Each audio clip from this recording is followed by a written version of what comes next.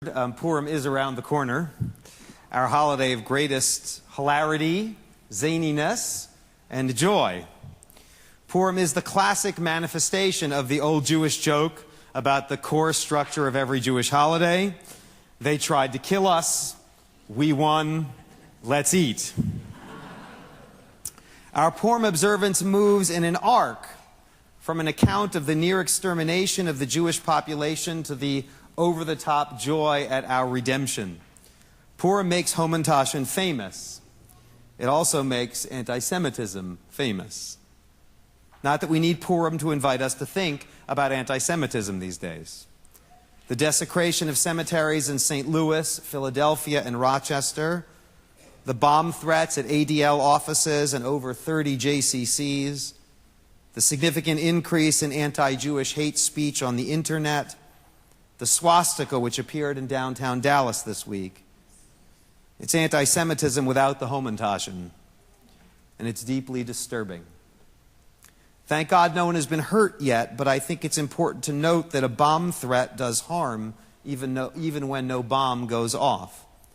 Even a robocall bomb threat creates disturbance, disruption, dislocation that is both physical and psychological. The rolling of babies in their cribs out of preschools or elders in their wheelchairs out of senior centers does not occur without consequence. Some of that consequence is measurable in dollars and cents, as we're seeing in some communities that parents are pulling their kids out of those preschools or choosing not to send their children there next year. But far more important, the consequence is the less tangible but no less significant sense of anxiety that starts to grow and float free. That anxiety is both personal and societal. We ask not only what will happen to my kid, we ask what is happening to our culture. Because, of course, it's possible to see the increase in anti-Semitic expression as a subgenre of the increase in hate speech and acts that have begun to beset our nation. Journalists and other observers have analyzed various causes for what we're seeing, and you're as familiar with it as I am. The sense of disenfranchisement among those who see themselves as an embattled white culture, fearful of the demographic diversification of American society. The profound economic dislocation that too many Americans have experienced in recent years, caused largely by technology but blamed on immigrant and minority populations. And whether intentional or not, the fact that the campaign of President Trump was perceived to be hospitable and exciting by members of white nationalist groups. The good news and the bad news is that we are not alone. The Anti-Defamation League reported on a significant hand-in-hand increase of anti-Semitic hate activity and anti-Muslim hate activity last year, live and on the internet. As we have been justifiably worrying about our Jewish institutions, in the last few weeks, several mosques have been set on fire. While the Anti-Defamation League reports that the number of attacks on Jewish institutions thus far in 2017 has been unprecedented, we are not alone. We are all living in a troubling American moment when the words and acts of hate that were once marginalized have moved to the center, become normalized, with a spreading sense of permission for words and deeds that denigrate other human beings. And while we Jews face these threats from a position of relative power in American society and politics, the same cannot be said for our Muslim brothers and sisters who are managing to summon hope in a circumstance of deep vulnerability. And of course, we shouldn't be surprised that anti-Muslim hate and anti-Jewish hate increase at the same time. We Jews know too well and too often forget that hatred does not often distinguish between one minority group and another. That is worth remembering when our political leaders might criticize anti-Semitism in one or two sentences, and then with every other breath and syllable foster an environment of fear, suspicion, and intolerance that you can be sure will come back to threaten the Jews that leader purports to protect. We are not alone because we are not the only ones suffering, and we are not alone because of the outpouring of support that we have witnessed has been significant and deeply moving. First, it's important to note that local and national law enforcement agencies have been treating these incidents with utmost seriousness. We heard today that the FBI has a suspect in the perpetration of the threats to the ADL offices and perhaps the JCCs as well. What we as Jews are experiencing is serious and deeply unsettling. It is not state-sponsored. But even more important, we have felt the support and inspiration of other religious communities. On Wednesday of this week, a member of Temple was on her way out the door when a very small older woman was slowly making her way to the entrance on a walker. I share our member's account as she shared it with us clergy folk in an email. I stopped and held the door for her. When she reached me, she thanked me for holding the door and told me that she did not know who to talk to. I asked her if she would like to come inside to help her figure out where to go. She shook her head and said, "Well, if you're a member here, I will just talk to you." She paused and looked at me with such intense eye contact, I didn't dare look away. Then she took my hand and said, "I'm a member of University Park United Methodist Church, and I just wanted to come tell you how sorry I am." Then she started to get tears in her eyes, and she continued, "I am so sorry for all of the terrible things that are happening to your synagogues and community centers and cemeteries. I don't know why people are doing these things to you, but I just needed to come here and tell you that you don't deserve it, and I feel very sorry about all of this." Then we were both crying. I offered to bring her inside to see if we could find a rabbi that she could speak with. She declined my offer and said, "I'm sure they are all very busy. I just wanted to make sure that I came here to tell someone how badly I feel for you. Now that I have told you, I feel like I should go." And our member concluded her email, "I don't know why I was selected to be the recipient of such kindness and compassion, but I felt it was important for me to share." And then, also this week, we received this card. It's show and tell right here. We received this card. "Shalom Salam. I am so sorry to see the rise in anti-Semitism across the nation. People of faith need to stick together through these hard times and not bend to the will of the bigoted and the hate-filled. We are a family, and if you need anything, please reach out and let me know. My community and I will stand with you through these hard times. Sincerely, Nye Armstrong, Valley Ranch Islamic Center." And perhaps most moving to me was the trip that my colleague and friend, Imam Omar Suleiman, scholar in residence at the Valley Ranch Islamic Center, made to the JCC, accompanied by my friend and colleague, Rabbi Andrew Paley of Temple Shalom. Imam Suleiman came to personally present a giant card with dozens of messages handwritten on the inside from members of the community.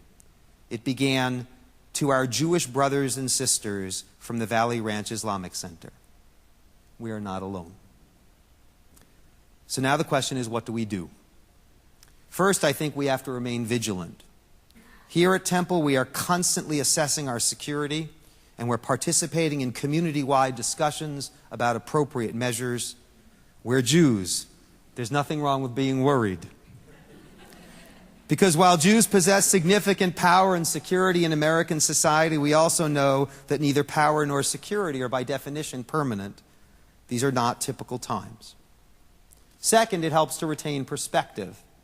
Even as the ADL reports a marked increase in anti-Semitic activity, it emphasizes that, quote, "there is no evidence that anti-Semitism itself has grown in America. Studies show that the number of those in the U.S. who hold anti-Semitic ideas has not changed significantly. What we are seeing, therefore, represents the emboldening of that subgroup of anti-Semites who see in the current climate an opportunity to act on their hatred." End quote. We need to take the uptick in activity seriously, and at the same time to recognize that it does not mean that an increasing number of Americans are turning against Jews. Third, I think we need to be brave. We can't let the fear and fearmongers win. And we certainly can't let their vision of a white nationalist America win. Some of our bravery will simply be manifest in being proud and strong in who we are in whatever way we feel we can. A member of our Temple youth community came to see me this week. He wears a kippah every day and wherever he goes, school, home, and everywhere else. and he's going to be traveling next week. He's a senior in high school, and he's going to be traveling next week to visit colleges, and his mother requested of him that he not wear his kippah in the airport because she was concerned for his safety. And he came to me troubled to say, the practical solution is easy. You just wear a baseball cap over your kippah. But he said that he didn't want to buckle under to the forces of hate. He didn't want to accommodate the skinheads. So we talked about it, and we came to the conclusion that he could wear a hat. And we reconciled his wrestling with conscience by having him consider that, in fact, he was not accommodating the skinheads. He was accommodating his mother.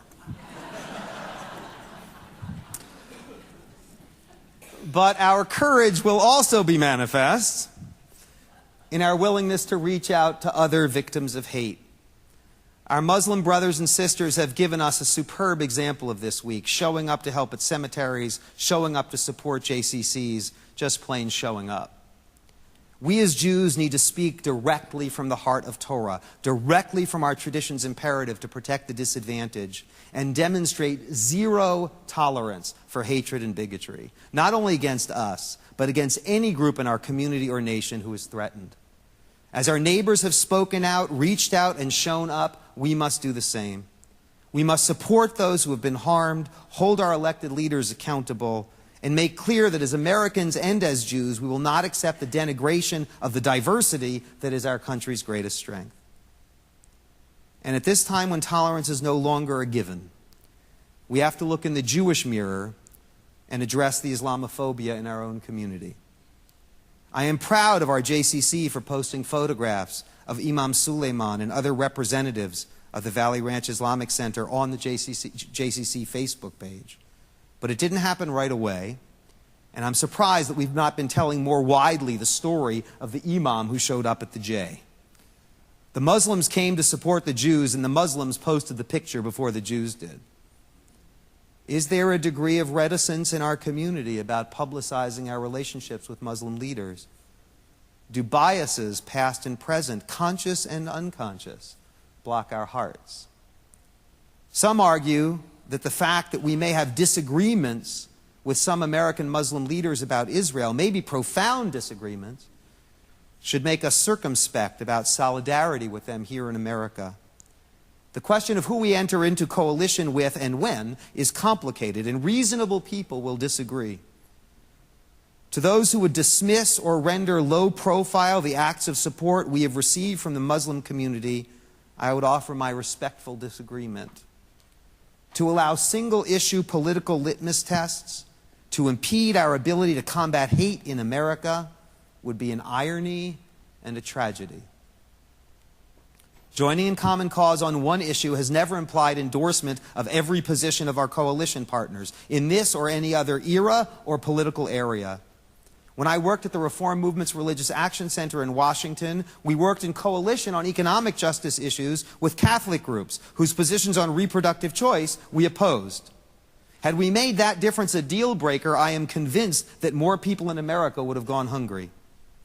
As vital and precious as Israel and Israel's future are to me, as axiomatic as they are to me, this time of normalized intolerance in American society calls on our hearts to be greater, not smaller. We are the ones who learned from slavery to care for the stranger. Intolerance should call forth from us tolerance. And we should allow ourselves both open heart and some political sophistication when it comes to working with our Muslim neighbors. 2,000 years ago, the sage Hillel said the words that are so familiar to many of us: "If I'm not for myself, who will be for me?" As Jews, we have both the obligation and the right to protect ourselves, our children, and our institutions. And then Hillel said, "But if I'm only for myself, what am I?" Our condition as Jews is inextricably tied to the condition of every other minority group in this country. We are worse than foolish to think that intolerance in one shadowy corner of this great nation will not affect and afflict us all. We should reach out in solidarity, and we should reach out because it's smart. The onset of bigotry and hatred is not a Jewish problem, it's an American problem, and we should join with other Americans in responding to it. And finally, of course, Hillel said, "If not now, when?" We are working and will continue to work as a congregation in common cause with groups across the city to combat intolerance with tolerance, hate with love, desecration with the reminder of the spark of the holy in every human being. You will hear from us with opportunities to be involved in this vital work, to stand up for ourselves and to make that standing even stronger with others. Purim will remind us, and the book of Esther will teach us, that Mordecai spurred Esther's courage by saying, "Perhaps you have arrived where you are for just such a time as this." Perhaps we have too. Shabbat Shalom.